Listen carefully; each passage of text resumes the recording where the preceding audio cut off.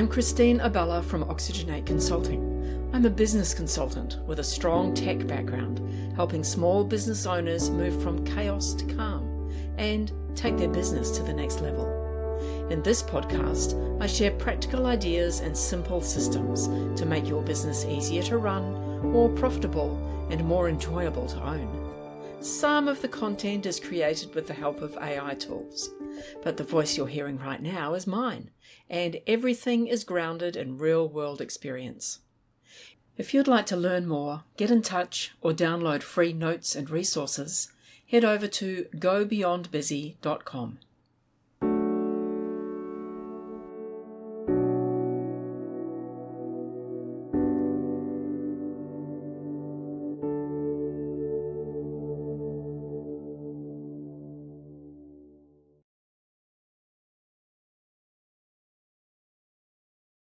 Okay, let's be real for a second. How many of us, wake up and immediately feel like we're behind? That mad dash, hitting snooze maybe one too many times, then scrolling the phone before your feet even touch the carpet. Feeling stressed before the day's even properly started. It's pretty common, that chaotic morning scramble. But what if it didn't have to be like that? What if mornings could actually feel, calm, clear, maybe even energizing? Okay, let's unpack this. What if that dream of a peaceful, really productive start wasn't just, wishful thinking? What if there's a real blueprint based on science and some solid strategies? This deep dive, it's all about transforming your mornings and maybe surprisingly your evenings too. We're digging into a whole bunch of material here, guides, checklists, an ebook called Mindful Mornings, all from Go Beyond Busy.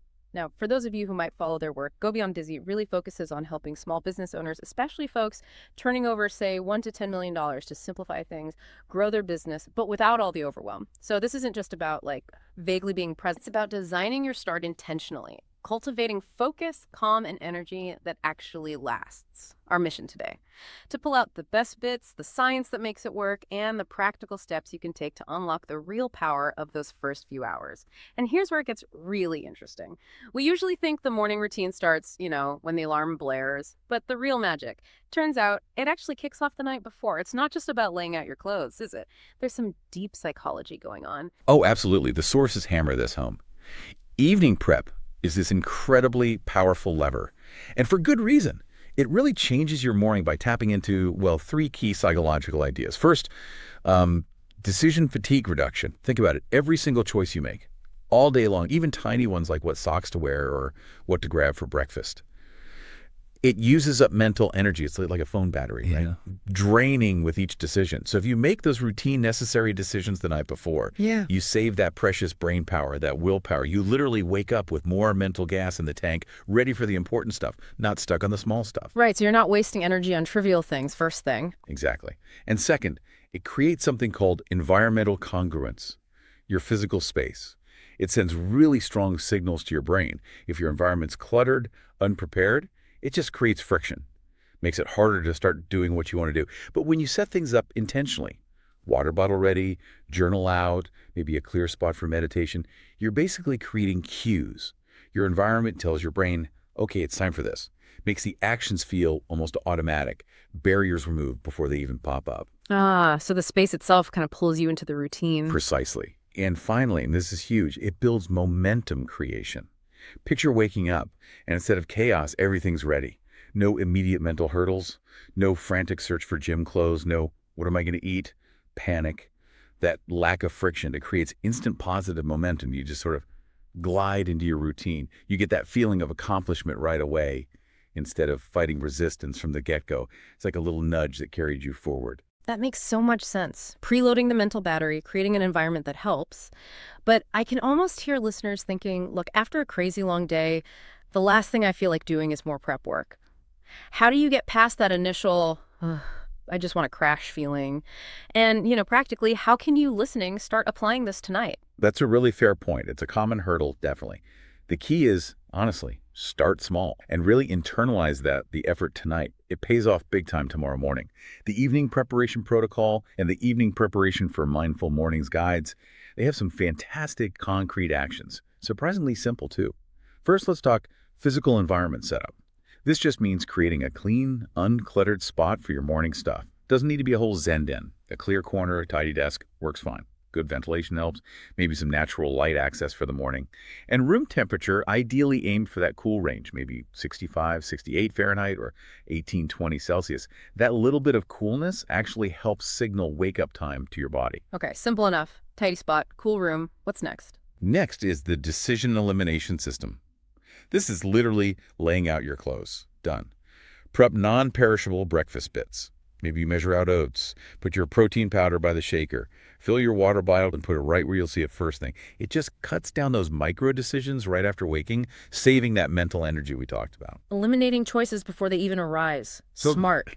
Then there's the mental preparation ritual. Just 5 minutes before bed. Look at tomorrow's schedule, sure. But more importantly, write down 1 to 3 main intentions for the day. This isn't your to-do list. It's about focus, purpose. Like, my intention is to stay patient during meetings, or I intend to really focus on that creative task. It just gives you clarity, not just for the morning, but the whole day ahead. A bit of mental alignment before sleep. I like that. And this is a biggie for most of us. A solid technology management system, phone away from the bed, ideally like in another room altogether. Seriously, put it on, do not disturb. The absolute aim here, delay checking any device for at least the first hour after waking. Resist that pull, don't scroll. Oof, the phone one is tough, but probably crucial. It really is. And don't forget sleep environment optimization. Seems obvious, but we often mess it up. Set a consistent bedtime and stick to it. That's the hard part. Create a 30-60-minute tech-free buffer before bed. No screens. Wind down properly. Make sure the room is totally dark. Blackout curtains are amazing. And keep it cool, again. These little things massively impact your deep sleep quality. That's the real foundation. Right, quality sleep makes everything else easier. Totally. Finally, your morning activation setup. Set 2 alarms, primary and backup. And here's the trick. Put them across the room. You have to physically get up to turn them off. Also, maybe quickly run through your intended morning sequence in your head or even jot it down. And super important, the guides suggest contingency planning. Have backup versions of your routine. Life throws curveballs, right? So have a shorter plan B or plan C routine. It helps you stay consistent even when things go sideways. Wow, okay. That's a really practical evening checklist. So you've done the prep, set the stage for a smooth start. Now let's jump to the morning. Alarm goes off. What's actually going on inside our brains and bodies that makes those first, say, 90 minutes so uniquely powerful? And how can you really leverage that? There's real science here, right? Oh, absolutely. The optimizing first morning 90 minutes and power of mindful morning sources really dig into this. That first hour and a half, it's a genuine critical window, a biological sweet spot, you could say. Yeah. Your body's running on a precise clock. Yeah. Cortisol, for instance, your natural wake-up call, your energy hormone, it naturally peaks about 30 to 45 minutes after you wake up. That surge gets you alert, gives you energy. It's your body saying, okay, let's go. Yeah. At the same time, your brain is in a state of heightened neuroplasticity, which basically means it's super adaptable, really receptive to forming new habits, new connections. Think of your brain as being kind of like a sponge first thing in the morning, ready to soak up positive inputs and new learning. So your body and brain are literally primed for action and learning. Exactly. And what's really cool is the morning theta state, early morning brain activity. It's often dominated by theta waves. These are the brain waves linked to deep relaxation, feeling really receptive, better learning, consolidating memories. It's almost like your brain is naturally in a meditative state, perfectly set for mindfulness, for absorbing information, processing emotions effectively. Wow. A natural meditative state. And does this actually change the brain over time? Amazingly, yes. The impact on brain structure is profound. Regular morning mindfulness. It can physically increase gray matter density in the hippocampus. That's your brain's learning and memory hub. So stronger memory, better learning. It also dials down activity in the amygdala, that's your fear center. Basically tells your internal stress alarm to chill out. Result, lower stress, less anxiety. Plus it strengthens connections in your prefrontal cortex. That's your CEO brain, decision-making, focus, self-control. So it's not just feeling calmer. You're literally rewiring your brain to be sharper, more resilient all day long. That's incredible. It's actually changing the hardware. Right. And beyond cortisol, these practices influence other key hormones too. Serotonin, the mood regulator, your happiness chemical. Dopamine driving motivation. Melatonin, keeping your sleep cycle on track. Getting these in balance through morning habits. It just sets a positive tone for your mood, your energy, your overall well-being for the entire day. Okay, the science is compelling. My brain is literally optimized for this stuff in the morning. Which brings us to the big question, right? Knowing all this cool science, how do you actually build a routine that fits your life? Something that doesn't just feel like another thing to tick off a list. Yeah, that's the key, isn't it? Knowing why is great, but the how is where it gets real. And the sources lay out this really great actionable framework, a 4-phase energy management system, and a 7-step morning mindfulness routine. Let's break these down for you, phase by phase, make it practical. Phase 1, awakening. We're talking the first 5-10 minutes. It's all about a gentle start. The advice: keep your eyes closed for maybe 30 seconds after the alarm. Take 3 to 5 slow, deep breaths while you're still lying down. Then sit up slowly, gradually. No sudden jolts. This gentle transition helps avoid that sharp cortisol spike from a jarring wake-up. Then, right away, immediate hydration. Drink about 16 ounces, that's roughly half a liter of room temperature water within 5 minutes. Rehydrate after sleep. You can add a pinch of sea salt for electrolytes or some lemon for liver support if you want, but plain water is great. That hydration piece is so simple but so effective. Totally. Okay, phase 2, activation. This is the next 10-30 minutes, getting the body moving, but still gently. Start with 5-10 minutes of gentle dynamic stretching, or maybe some simple yoga. I think neck rolls, shoulder circles, easy spinal twists, maybe even some light jumping jacks. Just get the blood moving. Key thing is to coordinate movement with your breath.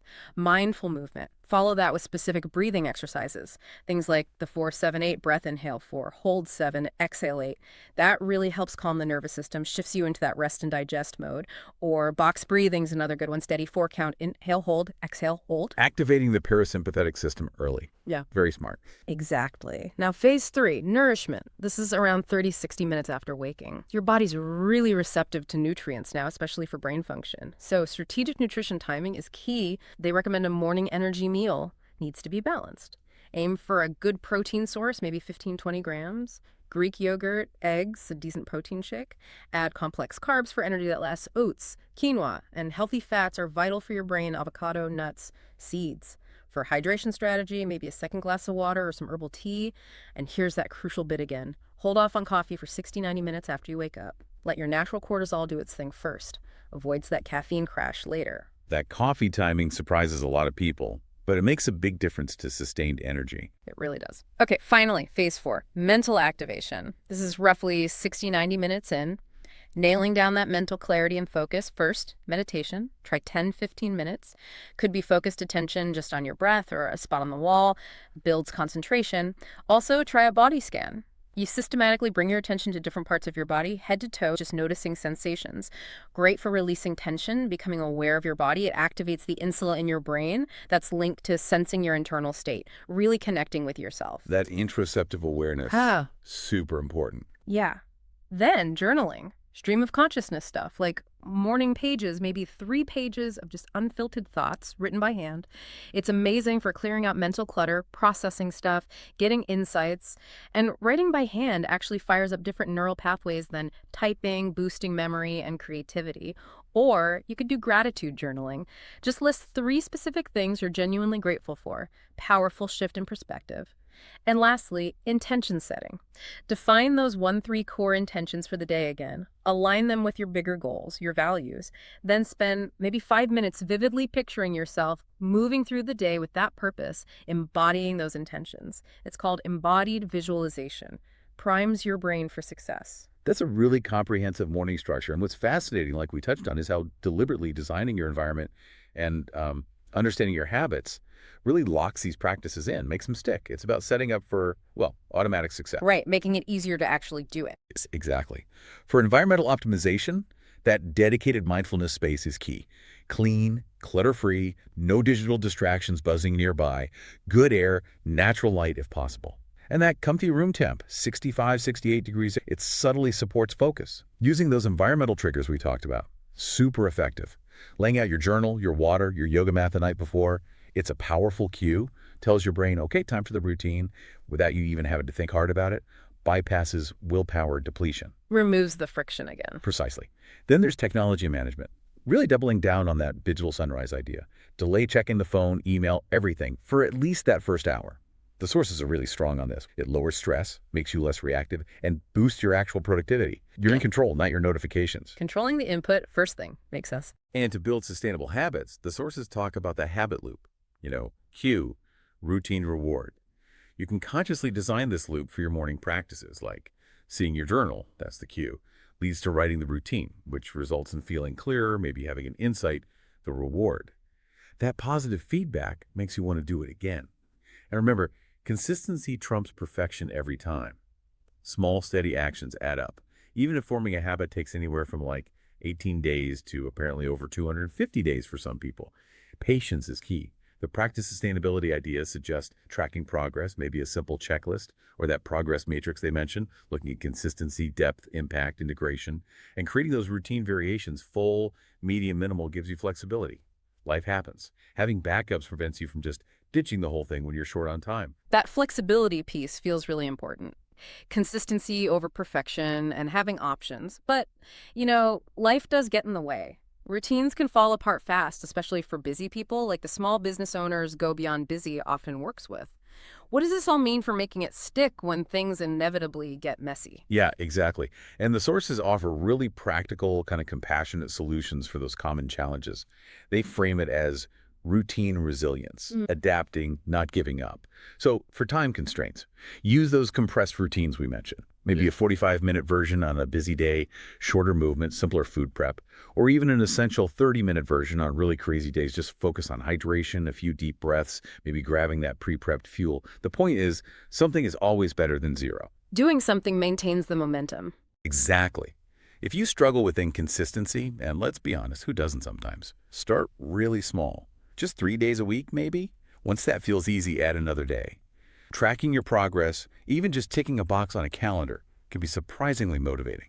And think about an accountability partner or finding a community. Sharing your goals makes you much more likely to stick with them. Social support helps. What about just plain resistance, that feeling of, I really don't want to? Yes, resistance.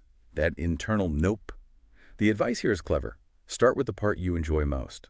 Or just shorten the duration. Maybe it's just 5 minutes of stretching if 10 feels too much right now. Focus hard on the immediate benefits you feel that day. Did you feel even a tiny bit calmer, more focused after? Latch on to that positive feedback and practice self-compassion. It's okay if it's not perfect. Adapting the routine to your energy, your life circumstances, that's what makes it sustainable. Like Abela from Go Beyond Busy often advises her clients, it's not about rigid perfection. It's about consistent progress that simplifies things and empowers you, especially when you're running a business. That's such practical, real-world advice. Okay, so we've really taken a deep dive here. Transforming mornings, starting the night before, all backed by science, filled with practical steps. And the payoff, the benefits of doing this consistently, they really do seem to ripple out through the entire day, don't they? Absolutely. They ripple out significantly. The sources talk about the impact of morning presence and this idea of a lifetime of mindful beginnings. These morning practices, they lead to these profound rippling effects. We're talking improved relationships because you're more emotionally aware, better decision making, more creativity because your mind isn't cluttered, greater resilience when facing challenges, and just overall a higher level of life satisfaction. You're showing up better. Showing up as your best self more often. Exactly. And professionally. The impact is huge, especially for, say, small business owners juggling so much. Higher productivity, definitely. Better teamwork because you're more present, more regulated, less workplace stress. Improved leadership skills. It's not just a nice-to-have personal thing. It's a real strategic advantage professionally. And the routine itself isn't meant to be set in stone. It evolves. The sources call it dynamic consistency or adaptive expertise. It gets stronger as you adapt it, not by sticking to it rigidly. This creates sustainable transformation because it's driven from within intrinsic sustainability, fueled by your values and the benefits you actually feel, not just ticking boxes. Small daily actions create massive long-term change. And these benefits don't just stop with you, right? Not at all. They create positive impact networks. The calm, the focus, the resilience you cultivate, it flows outwards to your family, your colleagues, your team, your community. You help create environments where this kind of mindful, intentional living feels more natural for everyone. It's genuinely contagious in the best way. That's a really powerful vision, the ripple effect. Okay, here's a final thought for you listening to carry forward. The quality of your morning really does begin with your evening preparation. Remember, consistency beats perfection every single time. Small improvements add up to huge results down the line. Your future self. They will seriously thank you for investing and managing your morning energy this way. So why not start tonight? Prepare your environment, just 1 or 2 things, and commit to maybe just one phase of that activation sequence tomorrow morning. See how it feels. And if you are a small business owner feeling overwhelmed, trying to simplify and grow, remember that integrating routines like this is a powerful strategic move. It might be worth considering working with a business consultant who gets the tech side and the human side, someone like Abela at Go Beyond Busy, who helps implement these kinds of smart, practical strategies. This deep dive was fueled by the fantastic insights from Go Beyond Busy. For more great advice, show notes, those free downloads we mentioned, or to get in touch with Christine and her team, definitely visit gobeyondbusy.com. Until next time, keep exploring, keep learning, and keep diving deep into what helps you live your best life.